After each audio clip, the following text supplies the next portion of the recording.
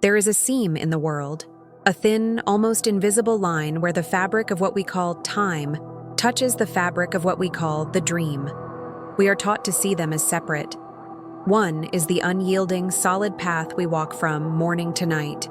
The other is a fleeting mist, a ghost of thought that dissolves with the sun.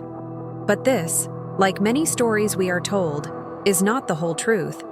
There are moments, fractures, apertures, when this seam becomes visible, when the rules of the day bend and the logic of the night spills through. It is a place where time, for a single, breathless second, forgets its own direction. You have felt this place. You feel it in the deep hush of a forest so old, it seems to be listening to itself. You feel it in a city alley at dawn, when the mist turns the streetlights into blurred, forgotten stars. It is in the attic, surrounded by the scent of old paper and wood, when a beam of dust-filled light makes the air look solid. These are the borderlands, the places where the veil is thin. Here, the mystery begins. It starts as a whisper, a feeling of déjà vu so profound it stops your breath. You turn a corner, and you know the pattern of the cracks in the stone. You know which door will be painted blue.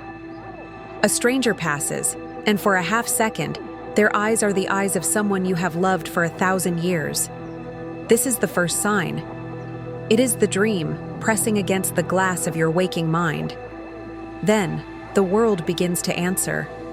You have a dream, vivid and strange. A dream of a lost silver key.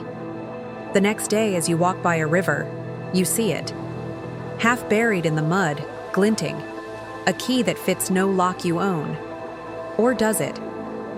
Or you dream of a melody, a simple, haunting tune. And you wake, and you hear it. A neighbor, humming it softly as they pass. These are the echoes.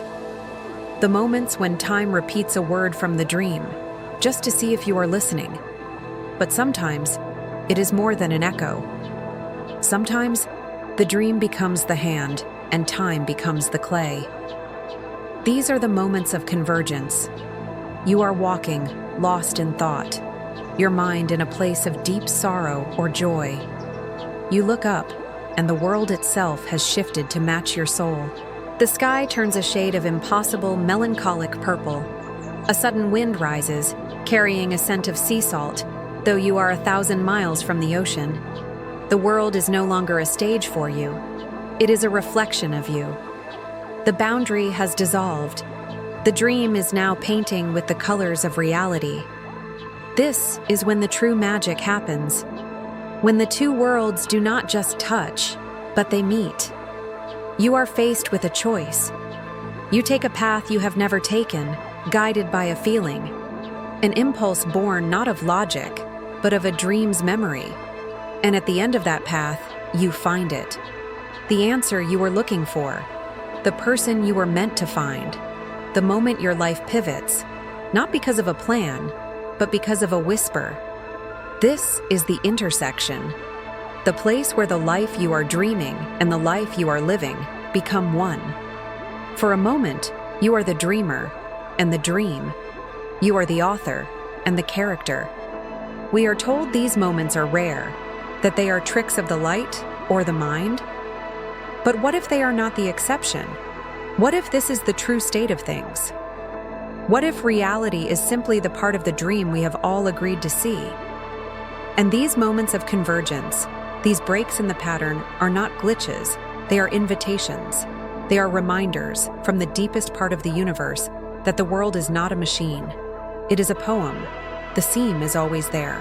The line between time and dream is not a wall, but a veil, and it shimmers. It is waiting for us to be quiet enough, to be brave enough, to not just look at the world, but to look through it and see the dream that is dreaming us all.